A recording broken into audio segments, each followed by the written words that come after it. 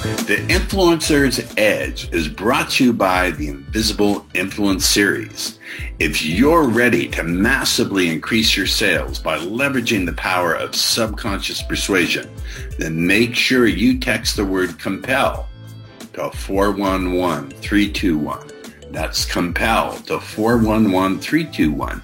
And if you're outside of the United States, then use WhatsApp and text the word COMPEL to 1-909-741-1321. Make sure you put in your best email address because that's how we'll deliver the goodies. Welcome to the Influencer's Edge. This is the place where you come to get the latest breakthroughs, cutting-edge insights, tools, and techniques to leapfrog over the pack in sales, persuasion, and influence. Be sure you visit our website at www.theinfluencersedge.com. And while you're there, subscribe to us via your favorite network. Now sit back, tune in, and enjoy today's episode.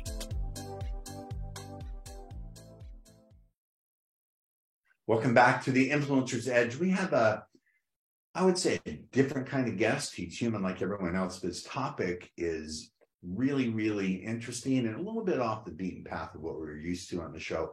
But, I like to do eclectic shows that bear down on and bring into the light things that have an effect on the human psyche, the human mind, and nothing does that more than music. Music is universal, and our guest expert today is Bill Prutzman. Let me read a little bit of your biography. You're quite accomplished toy boat.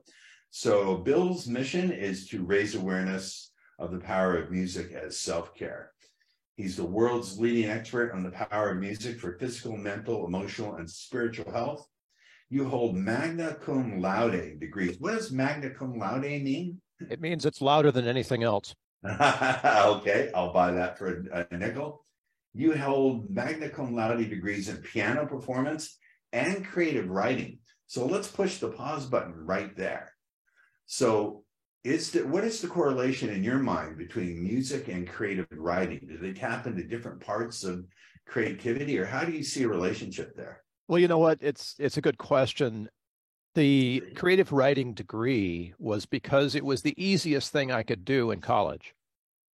I looked at a music degree and it was going to take 2/3 of my time in college. I'm like, I don't want to spend 2/3 of my time in college doing something I've been doing for the last, I don't know, however old I was, 17 years by the time I got to college. I want to do something else. So I picked that creative writing degree to give me breadth so I could do other things as well. And then I went back later and finished the music degree. That's really an example of smart decision-making, which I think for an entrepreneur, many of our people watching are entrepreneurs, and good decision-making is not taught. It's all about enthusiasm and goal setting and visualizing, which I believe in, and building teams. But if you're not making good decisions, you're not doing well. Have you found that ability to make? I'd like to press the pause button. If I see something interesting in the biography, I pause it. Have you found that ability to make good decisions has followed you across contexts in all of your business, or is it something that's only in the creative aspect of your life? Well, you're being very subjective there on what's a good decision, right? I certainly make choices that are different. I do it in a different way than many other people do. Unpack that for us. There's an amazing teacher on this named Robert Fritz. Robert's still with us. He started a business ages ago called The Path of Least Resistance. I'll use his buzzwords for it. There's a book, you can get all of that. But Robert, it turns out, is an accomplished musician, as well as an accomplished business strategist. And his theory about making choices and decisions is far from the goal-based approach that we all like to use. His approach is creative. And in the creative world, the way that we get from A to B is that we take a very close look at where we are right now. And whether you're writing a symphony or trying to start a business, you take a very close look at your existing state, and then you project out into the future and say, what would my ultimate state look like? And if you're writing a symphony, that's a different answer than if you're starting a business. Where are you going to be in 5 years, that sort of thing. Sounds like goals, but here's where it differs. Once you have a clear idea of your starting position and a clear idea of your intended objective, the path of least resistance is the easiest way between the two. And it turns out that that pathway gets easier the better that you're able to contain, whether that means in your mind or on paper or with your team, the tension between the two things. That creative tension is what creates is what makes the energy happen to get you from A to B. So you're talking about the tension between where you are and your vision. Correct. And that is that's the creative path, please. A lot of people perceive that as a block, when in fact, that's power. It's the opportunity. It's right there. That's brilliant. What is this gentleman's name? Robert Fritz, Fritz. He's wiki. You can find him out there. Tracy, his organization. Make a note. We got to book that guy on the show. Let's continue with you, though. Yeah. How I told you this would be nonlinear and disrupted. So you've been a successful entrepreneur for more than 30 years. In 2011, you launched MusiCare Inc., a for-purpose corporation to teach and advocate for practical ways music can be used for your self-care. 2014, you were recognized by the National Council for Mental Awareness with an award of excellence, the industry equivalent of winning an Oscar. Wow. Wowie, wow, wah, wah. Right. Bill, the piano player, getting a mental health award. You know, I've long been interested as a healer. Speaking to you as a healer, I've long been interested in different modalities. And so many people think of music as merely entertainment or as a motivator, but let's take a dive into how music can actually be a tool for mental wellness. And let's define what do you mean by mental wellness? And then what are some ways that music is a tool for that? You see, I unpack things and I want precision here. You know, the whole question of whether or not you're well it's fraught. There's so many aspects to that. So I like to think of it in terms of consciousness. If you know where your consciousness is today, and this is path of least resistance stuff again, and you know what your consciousness would like to be, then you're making a move toward wellness. And it isn't that you're in a place that isn't well. Like, we could be very well, healthy and happy and all of that right now. But if we see something out there and we want to move in that direction, that's a wellness move, because it will improve. Theoretically, we all want things that are better than what we have, right? It will improve our wellness, our holistic wellness. So how do we get there? And more importantly, and what's fun for me, is how music can help us to go there. So let's dive a little bit more into your story. You're going along, you've got this love of music, you have magna cum laude, bowie wowie, whatever. Yeah. What's the level of your degree? Master's, PhD? What is it? Oh, I love this question. So I would love to take all of the higher level educational stuff. I have PhD simple bachelor's degrees. Good. PhD stands for piled higher and deeper. Right. I mean, I'd love to do the work, but no, I have enough of a degree to keep me going. And in the piano performance world, let's face it, that's all about whether or not you can play. You don't need a degree to be able to play well. Got it. So what was your discovery? What was your journey of discovery? I'm not asking why, but I'm asking, what was your journey of discovery of recognizing and then implementing music as a tool towards mental wellness? And I'll include in this, for you salespeople and entrepreneurs, motivation, keeping up, enthusiasm when you get knocked on your ass. They're all aspects of it to me. So was it an aha moment, or was it a gradually dawning awareness that there's a connection between the two? Well, in spite of the degrees, I'm not that smart. I like to bang my head against the wall instead of using the door. So I reached a point in my life where I'd been doing that for a while. But as a performing pianist, I tend to pay attention to what's happening in the room. And I got really curious sometime in maybe the late 90s, early 2000s, about why it is that people were responding the way they do to music. And maybe music I played, maybe not. Maybe I was in a concert, I was looking around. And that was right around the same time that neuroscience discovered that music could be used as a stimulus to measure stuff in the brain. Fascinating studies. And music, of course, became the thing that we had functional MRIs of jazz musicians, whatever. They were showing how the brain responds to music. And I'm like, this is really cool. There's more to this. Fast forward. In the Labor Day weekend, I think it was, of 2007, I found myself as an empty nester with all the pets had died, and I was trying to sustain his household. It was, it was great. The kids were launched, everything was fine, and I had a concert coming up. I mean, to the outside world, it looked good, but I wasn't. I was empty. And I was so empty that I felt suicidal. And so at that moment, I decided to take my own medicine, put on the headphones, picked a song that I love that has huge meaning for me, and sat in Do the you chair mind with that sharing it? music. Do you mind sharing? I can share it. It's a piece of classical music, and if you want to go and look for it, you'll find it out there.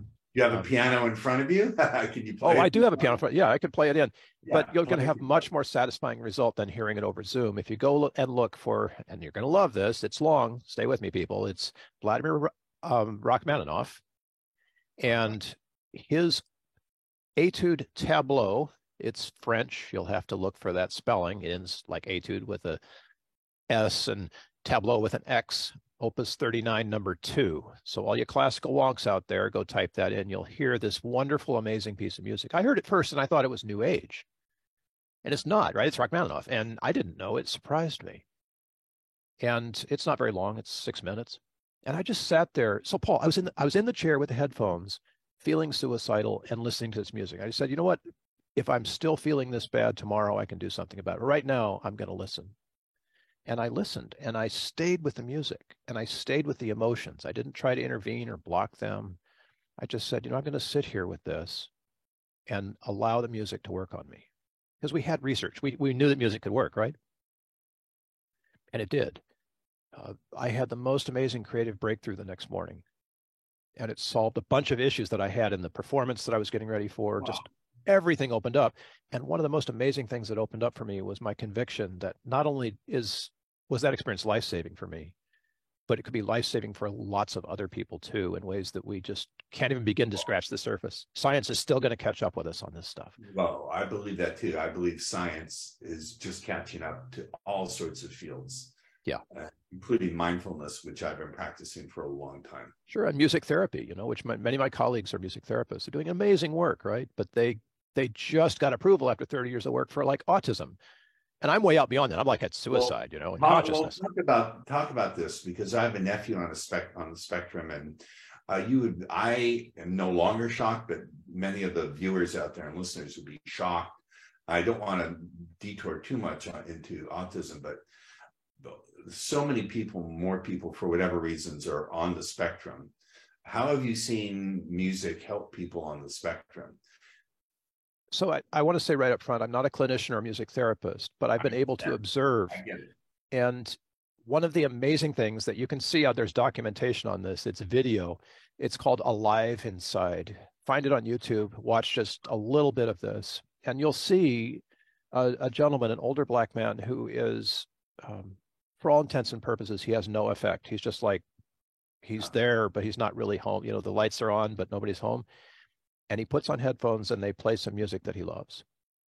And he comes alive. He sings, he taps his foot, he's in rhythm, he can communicate. And this is a severe Alzheimer's patient who is now suddenly back in life, right? He's alive. And that's the kind of work that's been going on with music therapy for, I don't know, 30 years now.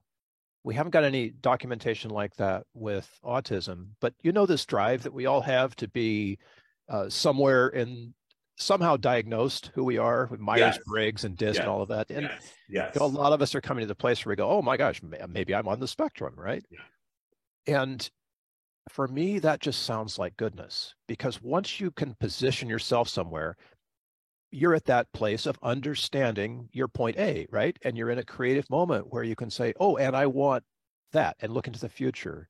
And you can begin with that creative tension to move in that direction. So it doesn't matter to me. I mean, I work with a guy who's schizophrenic. Just because he's a good friend and we like doing this stuff, I'm not a clinician, I'm not fixing anything.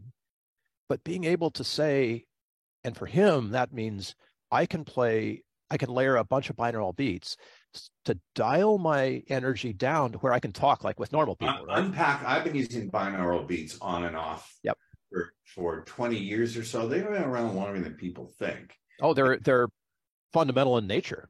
Will you unpack what binaural beats are and how they could be of use, practical use to an entrepreneur, salesperson, business person? I like to talk about programming in and tapping into.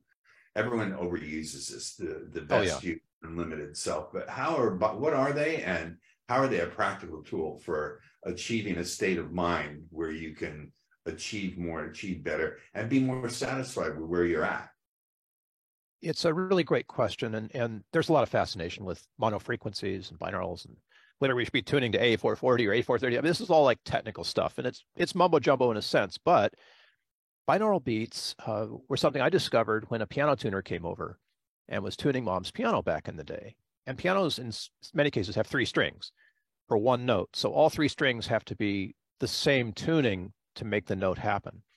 And there's reasons for that I don't have to get into. But if the piano's out of tune, you can hear that there's some sort of interference there. So you might have one string that's at A440 is just perfect. You might have another string that's like A40, 441. And that little bit of a difference in the frequency of the 2 strings creates an interference pattern.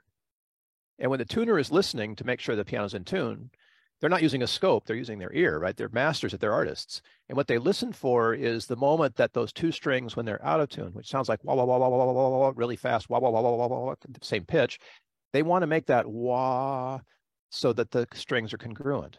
And that wah, wah, wah, wah, wah, wah, wah, they call them beats. Those are binaural beats.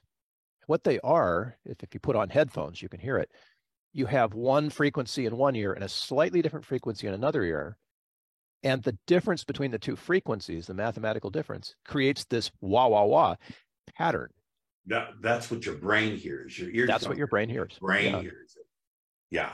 Yes. So for those of you entrepreneurs, salespeople who are looking at a methodology, a technology to get yourself into, I don't like the word peak state, but an optimum state. Brain states, when you've been knocked on your ass and something that doesn't take any work whatsoever, dive into binaural beats. I don't want to plug any company or any particular brand, but look into it because it's a very useful way of recharging yourself after a tough day, getting yourself into a state when you want to make a presentation. And so is music. I just want to speak personally. I once had my mom when I was a little kid. I talked about my mom on a podcast. It's so unprofessional. But she said, would you rather be blind or would you rather not be able to hear? And my instant answer is, well, that's a weird question, Mom. My second answer was, I would rather be blind because I wouldn't want to go without sounds of nature. I would never want to go without music. Sure. Yeah, I have to agree with you. Although it wouldn't be any fun to be blind, but if you were, the way that you hear would change and improve. And they have now what's called like 4D, and you've probably seen video of the guy riding his bicycle who's blind. The ability of our ears to position us in space is remarkable. If we develop it, we can be just like bats. All right. I see. This is just from asking about your biography. We'll get to the podcast later. Well, no. This is part of the podcast. So your journey of making this switch was about your own personal experience of being down on the floor and how this one piece of music transformed you. I love it. So let's ask some of the questions you submitted. What are the practical aspects of spirituality that we can deploy? What do you mean by spirituality? What's the connection between music and spirituality? Because whenever I hear the words quantum or spirituality, I want to reach for my 45 simply because it's a terrible thing to say. Simply because most people talk about quantum vitamins, drinking water. They have no idea what quantum mechanics is really about. It's a marketing ploy. And spirituality is such an ill-defined term. Does that mean you wear patchouli and stink up the room when you walk in? Of course, man. That's what my degree is all about. Patchouli? I can't stand it. So this is really going off the rails, but it's an off the rail. We should call it the off the rails show. Sure, right. Instead of like So here's the deal. Off the rails, off the chain. In the 30 or so years that I've been watching the science on music evolve, they can measure physical effects. That's pretty easy. Like the binaural beats, they can measure how they affect our brain state and all of that. They can measure that. They can measure our emotions. We've got lots better technology now for emotional measurement than we had before. And so physical, mental, emotional, those are hard science measurements these days. For sure. But there are things about music that hard science can't measure yet. And for want of anything else, I've just stuffed all of that into the spiritual category. If you call it consciousness or whatever, for me, spiritual just means, when I'm talking to people who are into measurements, that there's stuff that happens that science can't measure yet. And some of those things might be compassion or creativeness. Now, we can say that there's a brain state associated with those things, but the science doesn't let us trigger that brain state, if you will. However, music does. So if you want a compassionate brain state, if you want a creative brain state, you can do that with music. However, you get other benefits too. How about a focused and motivated? Because again, I want to bring it back to what's of deep interest to my audience. What about a focused and motivated brain state? I was joking around with you, but I'm serious. When I want to go on the pickup prowl, I'm 64, but I still go out and meet women. I don't care. The audience doesn't give a damn. This is not a family show. I listened to Stan Bush's song, "You Got the Touch," bum, bum. There you go. You got the power, and boom, I'm in state. So can you just speak to do you know any pieces of music that you use for getting motivated? You can share. I mean, you've just given us one. Here's the magic. The science behind music shows that the music you love is your most powerful music. So if it's in there already, it's the most powerful music. I could come along and, bang on a crystal bowl and say, this is the music, or I could give you a melody that you can sing. And there's the world out there is crazy with this stuff. There's actually a bona fide, nailed up, really this works kind of website that gives you your melody. They consult with you and they read your aura and they do all that stuff. And then they tell you the melody that you need to sing that is your song, right? Your soul song. And I'm like, okay, well, that's totally cool. But Paul, if you're going out hunting cougars, you already know the music that you need, right? I don't hunt cougars. I hunt kittens. I don't hunt. I attract the kittens. Okay, if you're within range of our voice right now. But you already know the music you need, right? It's dialed in. Yeah. Now, here's why that works. First of all, it puts you in a physical state that you want, right? It puts you in a mental state that you want. It puts you in an emotional state that you want. We can measure all of that with the music that Paul loves when he's out hunting kittens. Attracting kittens. Attracting kittens. So, but the other part that we can't measure is probably... I'm going to get hate mail. Excuse me, Joe. I love hate email. If you'd like to send me hate email, feel free. I'll read them on the air on one of the next episodes of Paul at speakerpaulross.com. There you go. And subject, delicious hate mail. Go ahead. Perfect. But so remember the part that science can't measure, that spiritual part. Now, here's where it really gets interesting. Science generally is measuring what's above the neck. That's where the interest is right now, neuroscience, all of that. But we know that music has a holistic effect. That is, it works on the head brain. Yeah, that's fine. The pattern matcher is a good place. It works on the heart brain too. The emotions, the seat of the emotions is not in the brain. It's bigger than that. It's somewhere else.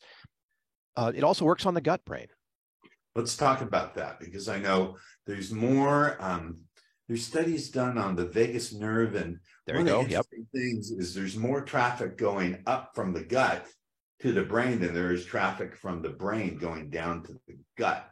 So have you seen any evidence, either anecdotal or in peer-reviewed publications, that music can have an effect on the gut?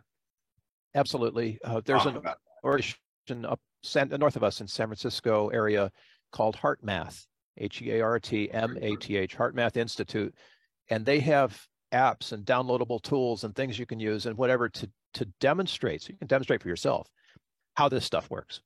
So take a look.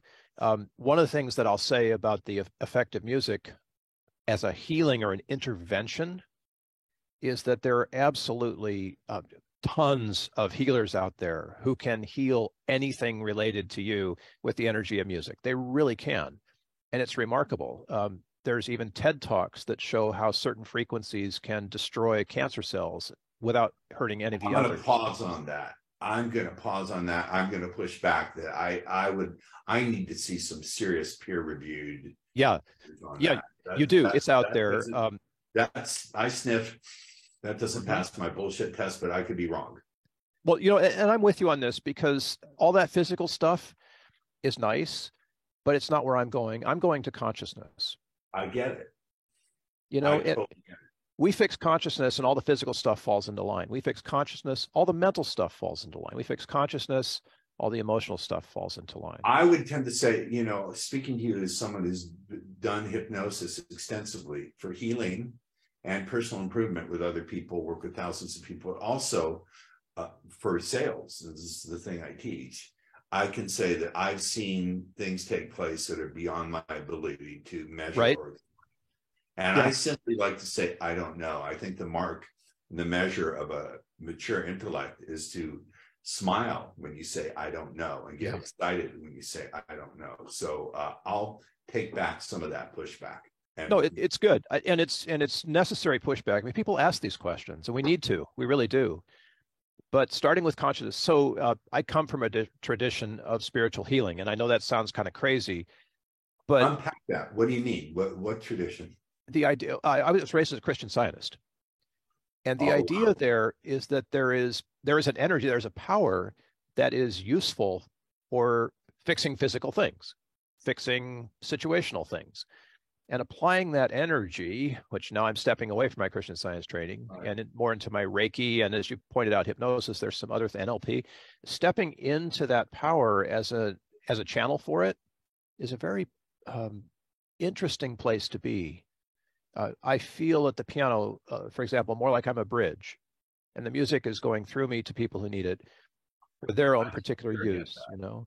I sure get that. That's how I channel my creativity and create scripts that increase people's profitability and sales by like 30%. They're astonished. Their only comment is, how the hell did you do that? No, I get it. I completely get it. Well, let's tie it in a bow with your kitten hunting example, because I think this is a good way. Attracting, not hunting. Don't you want hate mail, right? I'm working on that for you. All right. Okay. So in that space, so you've got your song. Remind us what the song is again. Stan Bush's "You Got the Touch," you got the power. Okay, so you're in alignment now, physically, mentally, and emotionally, and because there's a bunch of stuff that's going on that we don't measure, but we know is in the room spiritually. Now, that spiritual stuff could show up in a bunch of ways.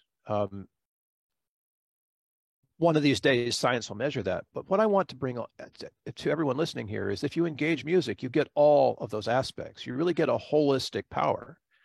So if you're going to go out with a song, it's much different than going out with a mindset. Whoa. If you go out with a song, it's much better.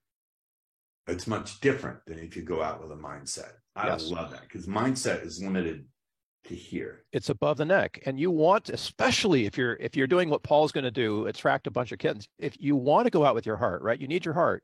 You need your gut. I'll lose all my female listeners. You need it all, like that intuition. And guys, I'm speaking to you because women are much better at this than we are. Something about the divine feminine that imbues women with the ability to tap into their heart and gut so much easier than it is for guys. But music will get us all there. It'll get us all there. Fantastic. Is there, you see, I barely asked, I'm going to ask one more question than you said that you submitted, because we're at our time. But actually, the question I would like to ask is, if people want to stay in this conversation that I find has elevated me, if people want to elevate the conversation with you and continue to learn more from you and get in touch with you, what do they do? How do they go about that?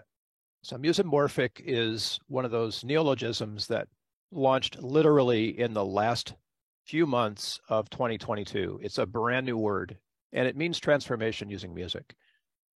I wasn't satisfied with music care because that's too limited to what seems like it's clinical. Right. And what we're after is consciousness anyway. So Googling musomorphic will find you very quickly in touch with me in a couple of different ways, including the online quest this stuff is taught online so people can sign up and take the journey on their own and learn about how their music is powerful for them, including motivation or kitten attracting, anything actually.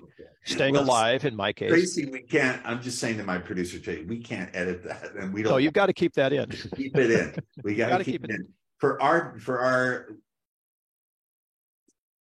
audience who's only listening and they're not watching, can you spell musomorphic? Or yes, it takes a little while. You can say it M-U-S-I, like music, M-U-S-I, and then morphic, M-O-R-P-H-I-C, musomorphic. Yeah, morphic is from the word form. Morph, yeah, transform or morphic or morph. See, I'm showing off my UCLA education. Yay! Go Bruins. Doing eclectic, goofy, contradictory, and contrarian podcast. Bill, I want to thank you for being our guest today. Stay on afterwards because I want to have a brief chat with you. See you again next time on the Influencer's Edge. I love doing this job. Thank you, Paul. Okay, Tracy, we're out. I have the best producer. She's awesome. The Influencer's Edge is brought to you by the Invisible Influence Series. If you're ready to massively increase your sales by leveraging the power of subconscious persuasion, then make sure you text the word COMPEL to 411321. That's COMPEL to 411321. And if you're outside of the United States, then use WhatsApp and text the word COMPEL to 1-909-741-1321. Make sure you put in your best email address because that's how we'll deliver the goodies. Thank you for tuning in to the Influencer's Edge, where you get the latest breakthroughs, cutting-edge insights, tools, and techniques so you can leapfrog over the pack in sales, influence, and persuasion. Remember to visit our website at www.theinfluencersedge.com to enjoy even more great episodes like this one. We look forward to seeing you again on the Influencer's Edge Show.